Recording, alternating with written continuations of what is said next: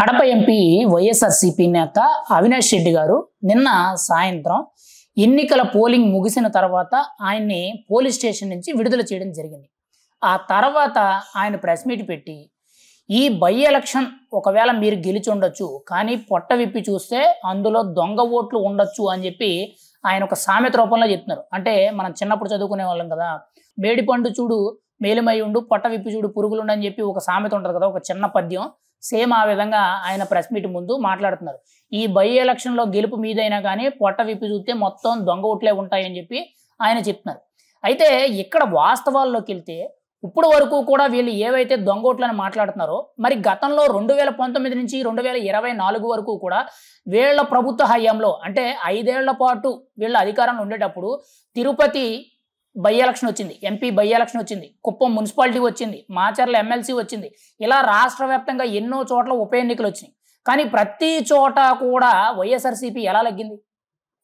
ఇక్కడ అది చాలా కీలకం. తిరుపతి బై ఎలక్షన్ అప్పుడైతే ఏకంగా చెన్నై పరిసర ప్రాంతాల్లో ఉన్న వాళ్ళను కూడా తీసుకొచ్చి బస్సుల్లో తీసుకొచ్చి దొంగోట్లు వేయించి అప్పుడు తిరుపతి బై ఎలక్షన్లో వైఎస్ఆర్సీపీ అభ్యర్థిగా ఎంపీ గురుమూర్తిని గెలిపించడం జరిగింది. మరి దాన్ని ఏమంటారు? గత 5 ఏళ్ళు కూడా బై ఎలక్షన్ వచ్చిన ప్రతిసారి కూడా వాళ్ళకి వన్ సైడ్గా చేసుకొని 100 కోట్ల రూపాయలు ఖర్చు పెట్టి ముఖ్యంగా దొంగోట్లేసి ఈరోజు మళ్ళీ వీళ్ళే నిన్న పులివెందుల జడ్పీటీసీ ఎన్నికలు ఏవైతే జరిగాయో 30 ఏళ్ల తర్వాత ఎన్నికలు జరిగితే వీళ్ళు ఓడిపోతారు అనే ఒక భయభ్రాంతులకు గురయ్యి ఒక నమ్మకానికి వచ్చేసరికి ఇప్పుడు ప్రెస్ మీట్లు పెట్టి ఏం మాట్లాడుతున్నారంటే పొట్ట విప్పి చూస్తే దొంగ ఓట్లు ఉంటాయంట. మరి గత 5 ఏళ్ళు కూడా మీరు దొంగ ఓట్ల మీద గెలిచినట్టే కదా. ఒక రకంగా ఇప్పుడు మీరు ఏదైతే మాట్లాడుతున్నారో కూటమి ప్రభుత్వం ఈవీఎం ద్వారా గెలిచిందని మాట్లాడుతున్నారో, మరి అదే పద్ధతి అయితే ఖచ్చితంగా 2019లో కూడా మీకు వచ్చిన ప్రజలు ఇచ్చిన మ్యాండేట్ ఏదైతే ఉందో 151 స్థానాలు కూడా ఖచ్చితంగా ఈవీఎం దయ్యేనని మనం చెప్పుకోవచ్చు కదా. అంటే మీకేస్తే మంచి ఓట్లు, మీకు ఆపోజిట్గా ఉన్న ప్రత్యర్థులు గెలిస్తే మాత్రం దొంగ ఓట్లు. మీరు ఎన్ని రాజకీయాలైనా చేయొచ్చు, కానీ ఈరోజు ప్రత్యేకించి కూడా 30 ఏళ్ల వరకు కూడా పులివెందుల్లో జడ్పీటీసీ ఎన్నికలు జరగకపోతే ఇప్పుడు చాలా రసాబసగా జరిగేటప్పటికి భయభ్రాంతులకు గురయ్యి వాళ్ళు గత 5 ఏళ్ళు చేసిన లొసుగులు అన్నీ కూడా బయటపడతాయని చెప్పి ఇప్పుడు కొంత నీతి వాక్యాలు చెప్తున్నారు. మరి గత 5 ఏళ్ళు కూడా దొంగ ఓట్ల గురించి ఎందుకు ప్రస్తావించలేదు? ఏకంగా మాచర్ల ఎమ్మెల్సీ ఎన్నికలు జరిగినప్పుడు టీడీపీ నాయకులు అక్కడ ఏం జరుగుతుందని చెప్పి చూద్దామని వస్తే తురకా కిషోర్ అనే మాజీ మున్సిపల్ చైర్మన్ కింద వైఎస్ఆర్సీపీ నేత వాళ్ళ మీద రాడ్డుతో దాడి చేసి వాళ్ళని కొట్టడం జరిగింది. మరి ఇంతకంటే కూడా దారుణాలు చూసాం. తిరుపతి ఎంపీ అప్పుడు లేదనంటే ముఖ్యంగా కుప్పం మున్సిపాలిటీ ఎన్నికలు వచ్చినప్పుడు ఇలా రాష్ట్ర వ్యాప్తంగా ఎక్కడ బై ఎలక్షన్ వచ్చినా కానీ ప్రతిసారి కూడా ఏదో ఒక విధ్వంసం సృష్టించి దొంగ ఓట్లేసి గెలిచారు. మళ్ళీ ఈ రోజు మళ్ళీ కొత్తగా నీతులు చెప్తున్నారు.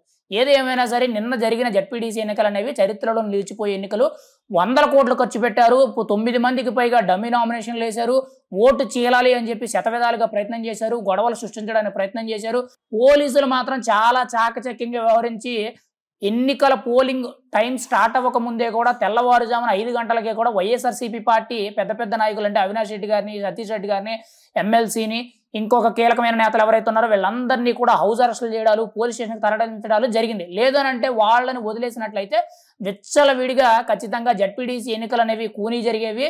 వన్ సైడ్గా వాళ్లే గెలుచుకునేటట్టు బ్యాలెట్ పేపర్లు అయితే దొంగ ఓట్లు వేయడం అయితే జరిగేది. మరి నిన్న సాయంత్రం ఆయన పోలీస్ స్టేషన్ నుంచి రిలీజ్ అయిన తర్వాత ఆయన ప్రెస్ మీట్ పెడితే ఈ బై ఎలక్షన్ మీరు గెలుచుండొచ్చేమో, ఓపెన్ చేస్తే దొంగ ఓట్లు ఉంటాయని చెప్తున్నారు. మరి రేపు ఎన్నికల రిజల్ట్ కాబట్టి ఏం జరుగుద్ది అనేది చూడాలి. ఏది ఏమైనా సరే వైఎస్ఆర్సీపీ పార్టీ మాత్రం ఖచ్చితంగా ఓడిపోయే అవకాశాలు కనిపిస్తున్నాయని చెప్పి ఆల్రెడీ మీడియా అంతా కూడా పెద్ద ఎత్తున సంచలనంగా వార్తలు అయితే ప్రచారాలు అవుతున్నాయి. మరి ఏం జరుగుద్ది? రేపు 14వ తారీఖున జడ్పీటీసీ ఎన్నికల కౌంటింగ్ అని ఉంది. మరి రేపు ఇంకా ఎన్ని విధ్వంసాలు జరుగుతాయి, ఎన్ని గొడవలు జరుగుతాయి, ఎంత రథపాతం జరుగుద్ది అనేది చూడాలి. దీని అంతటికీ కారణం కూడా 30 ఏళ్ల పాటు పులివెందులలో జడ్పీటీసీ ఎన్నికలు జరగకపోవడమే. ఇప్పుడు జరిగితే ఖచ్చితంగా ఓడిపోతే వాళ్ళ పరువు పోతుందనే నేపథ్యంలో ఎంతటి దారుణానికైనా తెగడానికైతే మాత్రం వైసీపీ శ్రేణులు అయితే ప్రయత్నిస్తున్నట్టు మనకైతే సమాచారం తెలుస్తుంది.